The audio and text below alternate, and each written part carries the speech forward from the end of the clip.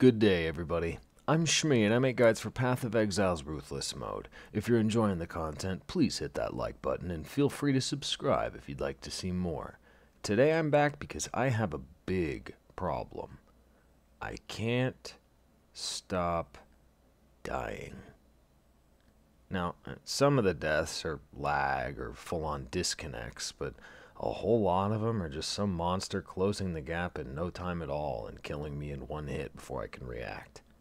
Now don't get me wrong, I'm only really running into this problem when I start pushing high-level red maps, but it's still a problem.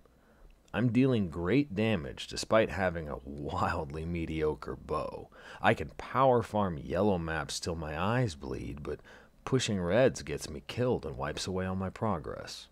And I need to push reds, for Atlas progress.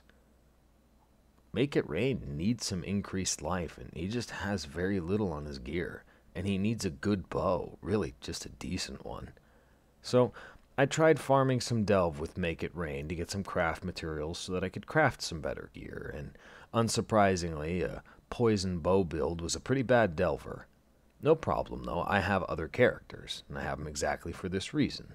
I wanted to face roll some delves just to get fossils, so I flipped over to my appropriately named Sentinel Guardian and ran some delves. While delving, I noticed two things. First, delve is really good for experience farming, and I mean really good. Those long delves are just power bombs of magic and rare monsters over and over and over. I thought the experience to level penalty would hit harder, but it doesn't. From what I remember, I do think that heist gives better experience per minute if you're running a heist contract, but if you want to farm them, you'd have to collect mass heist contracts to farm experience that way. With Delve, the mass farming is ingrained into how Delve works. Get a ton of sulfite, and then power farm until you run out. If you're looking to focus specifically on your experience farming, I would highly recommend focusing on Nico and Delve in Ruthless mode. The second was the worst realization I could have possibly had from Make It Rain. Face Roll's damage was not as good as Make It Rain's, especially not against hard targets, but it wasn't far behind. And this build wasn't optimized at all. I hadn't played Face Roll in at least a month, and when I checked his skills, he had almost no support gems linked up. So I headed over to my stash, and I checked to see if I had any good supports for SRS Sentinels kind of build. And, yep, just a few. And also a couple of unique items that are okay with the build, and of course when I say okay, I mean they'll blow the damage wide open.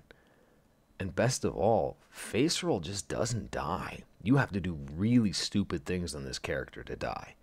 I'd barely put any effort into him, and I stopped playing this build because of how overpowered it was. I shouldn't have forgotten about him. So, I went and reworked Face Roll's build just a little bit. That way I can maximize his tankiness, mostly just by dumping some unnecessary resist points and putting them into life and energy shield instead. I'm also swapping out Unwavering Faith, and I'm moving over to Time of Need. Anything to just stay alive so that I stop losing progress.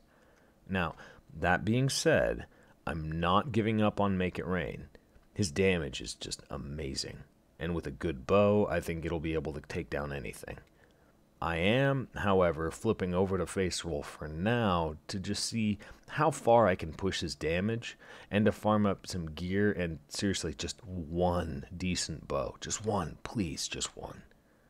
For now, I think I'm rolling with the meta because this build is just too ridiculous. Thank you for watching, and until next time, take care, Exiles.